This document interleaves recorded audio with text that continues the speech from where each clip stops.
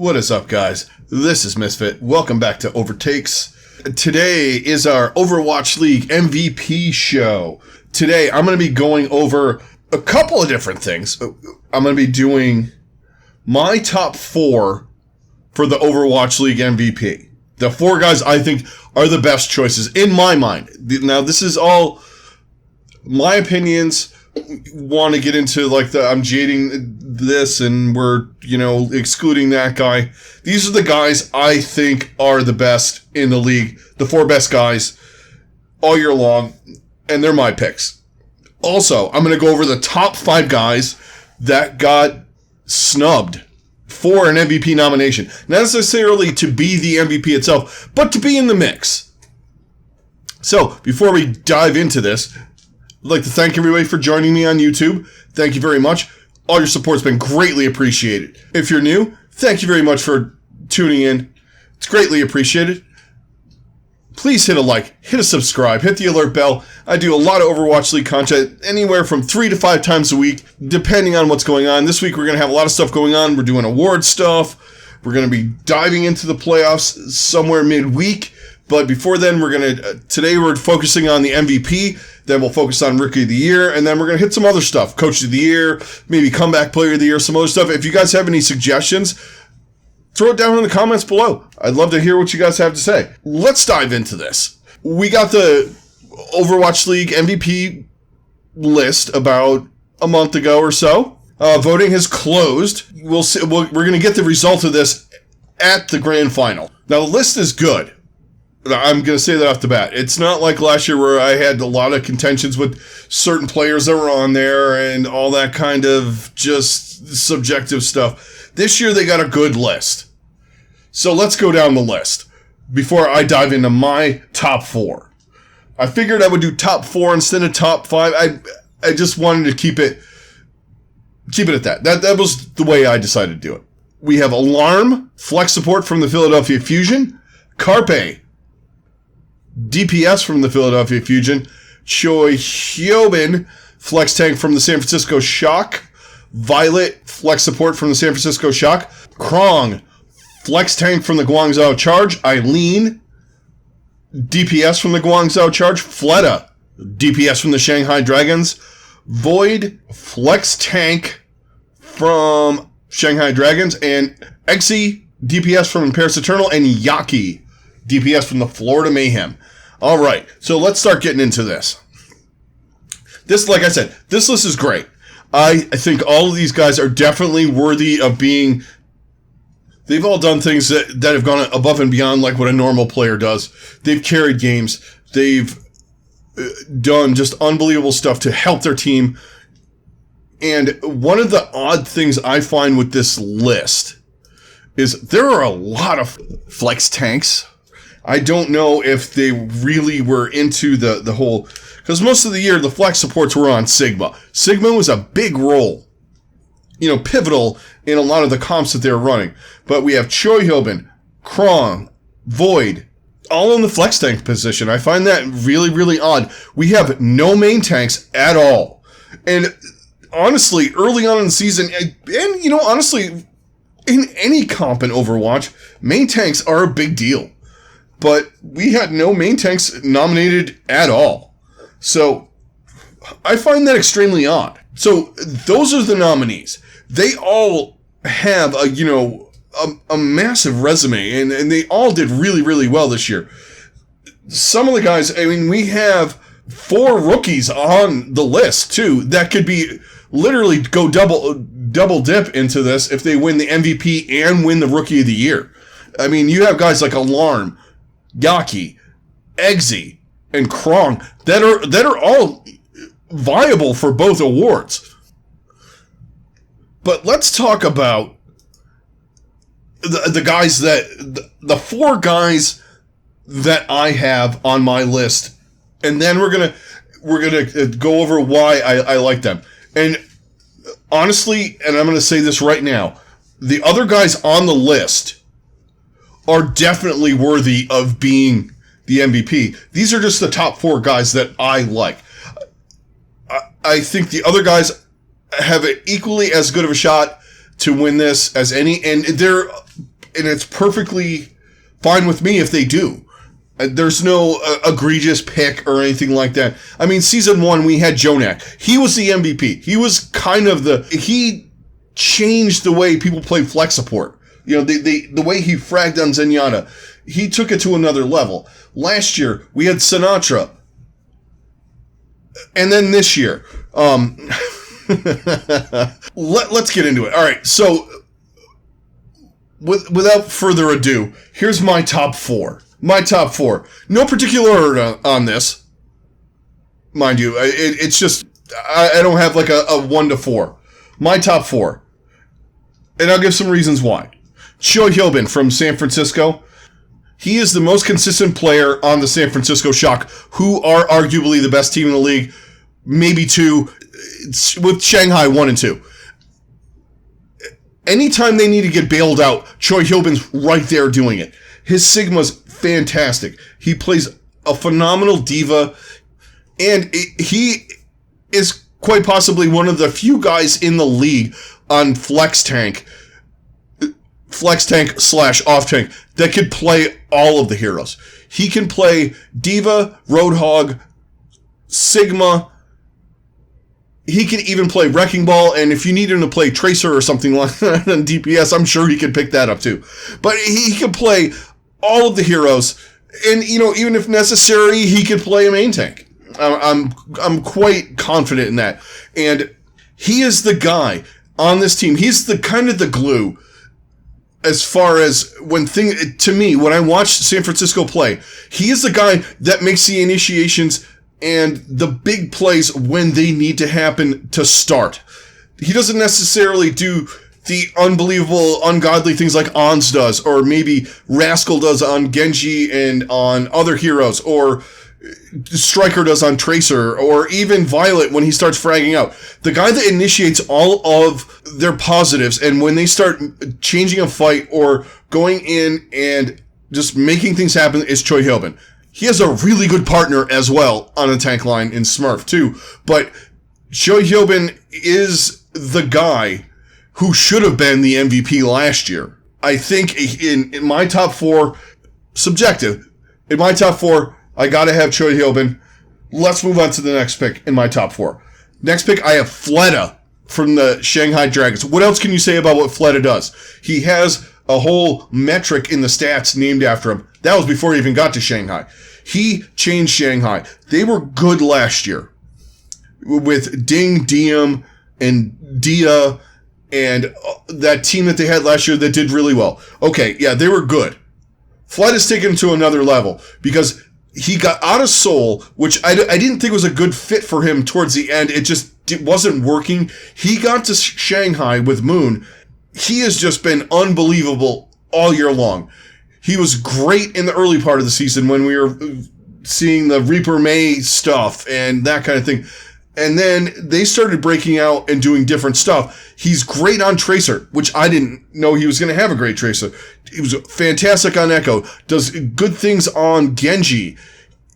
Any kind of hero that you need him to play. He's also a good Pharah. Can play Ashe. He can play anything that this guy touches, he can do really well on. And this year, he has proved to be one of the reasons why the Dragons are so good. And it's a credit to the coaching staff for taking him and putting him in the spotlight on this team, because he is a player that can handle it, does really well, and he just puts up unbelievable numbers every match he plays in. There aren't many matches this year where you can say, yeah, Fleta was off. He just is on all the time.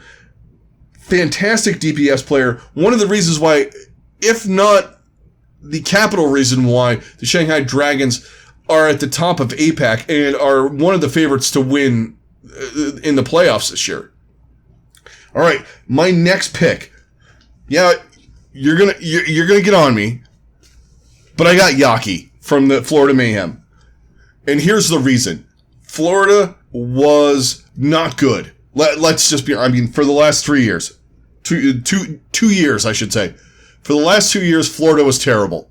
This year, they picked up Yaki and Gangnam Jin, who's also really good, but not MVP quality.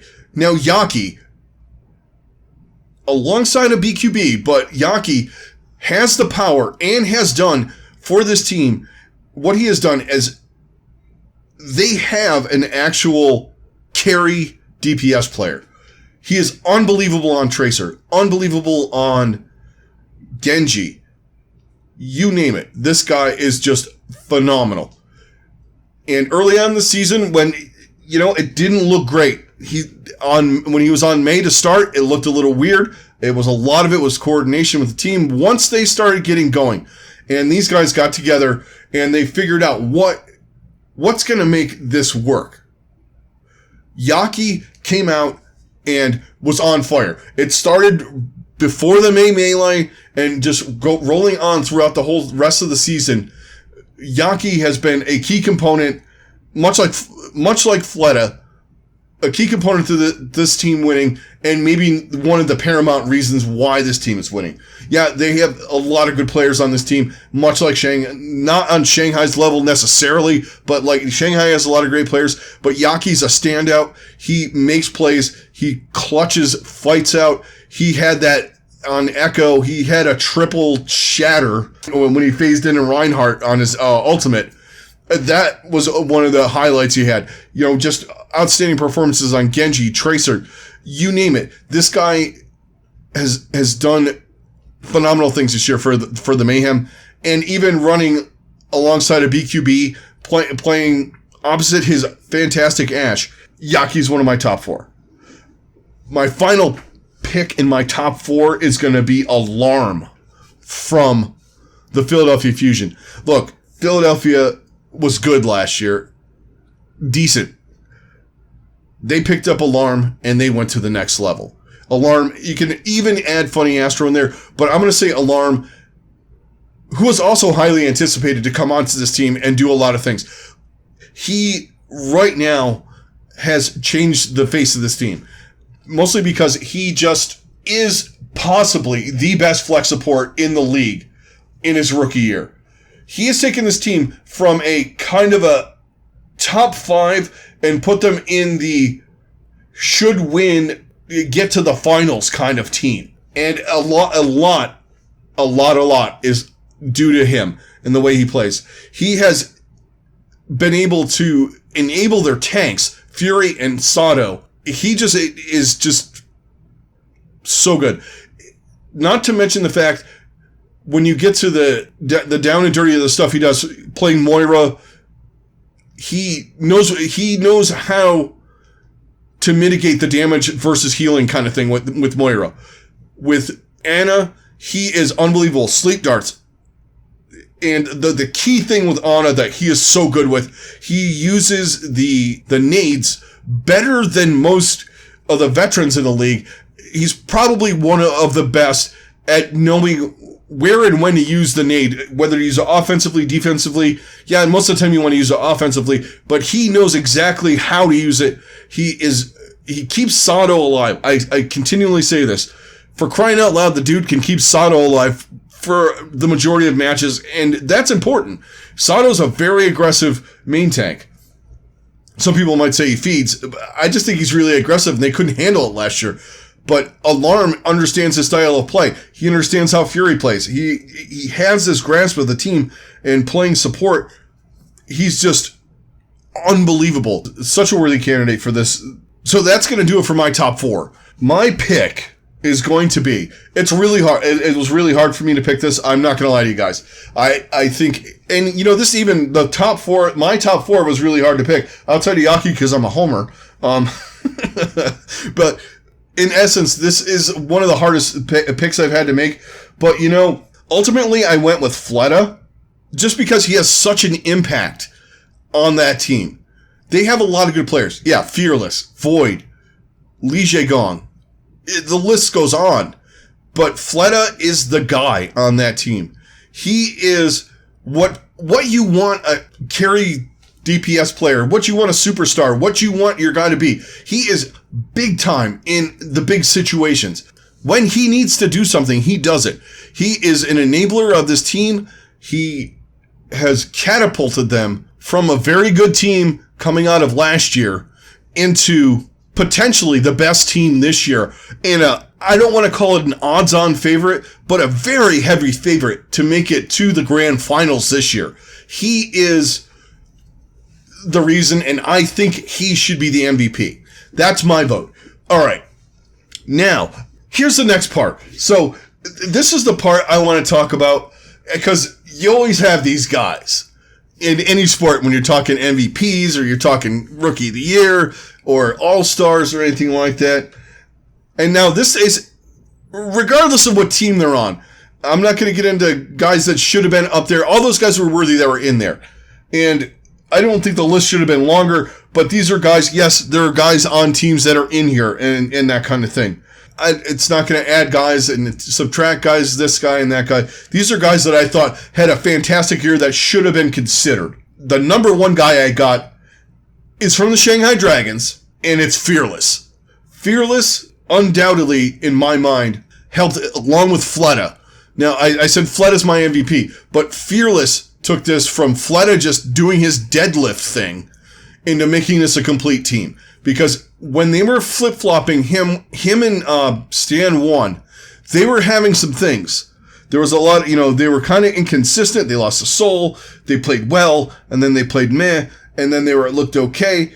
Throughout all that, Fleta looked great. But once they stuck to Fearless and they kept him in there, they have been on fire. They have been, I think, what did they lose in? They lose a couple of matches along the way since Fearless has been just the solid main tag with occasionally Stan One coming in here and there. Fearless should have been on this list because of what he has done for this team. And this is not considering what he had done in the past. I'm talking about this year, right now, grand scheme of things, one of the top 3 main tanks in the league. And since there were no main tanks on the list, I know everybody hates Orisa. His Orisa was really good. His Winston is great. He does okay on Reinhardt. He's above average on Reinhardt. But he's gotten better than he used to be. And whatever happened in that year he wasn't around, he has improved his game. And he is fantastic. And I thought he should have been on the list. My next pick is going to be Smurf from the San Francisco Shock. As good as Choi Hyobin is, he needs a partner. And his partner this year was Smurf for 90% of the time, minus when, they'd have Super come in on Reinhardt and all that. But Smurf really, really impressed me this year. He did so many good things on Orisa, on Winston, on whatever they asked him to play. Wrecking Ball, he did decently on. And then towards the latter part of the season, I guess when Super was grinding Genji, he was playing Reinhardt, and he was playing really, really well. I think him and Choi Hyobin could be the best tank duo in the league. I mean, in my mind, they're both MVP candidates. I'm not going to get into who I'm going to take out of this and that and whatnot and what have you. Moving on to my next guy that got snubbed. I'm going to go to Florida, and I'm going to go Gargoyle. Some of you guys are going to question this, but listen, Gargoyle was a key reason why the Florida Mayhem have jumped up to the number 4 in NA, probably anywhere from 5 to 7 overall in the Overwatch League power ranking things. Gargoyle is a main component of this. His Sigma is top 3, top 4 in the league. He is one of the best Sigmas, and he can play a fantastic diva, yet playing Goat's Diva, which is different than playing Diva in a dive scenario or whatever. But also, don't forget, he plays other flex tanks really, really well. His Zarya is good. His Roadhog is fantastic. We didn't see Roadhog yet. I'm leaving it yet. We'll probably see some of that in the playoffs. In order for Yaki to reach the heights that he did, you need a good tank line. And the key component to the Mayhem's tank line is Gargoyle. His Sigma, like I said earlier, is unbelievable. And he saved so many team fights this year. Just when you thought things were going awry, he would do things like on Sigma that were just unbelievable. So he is one of my guys that got snubbed. Probably an outlier, but for me, it's a personal pick. I think Gargoyle should have been in the mix.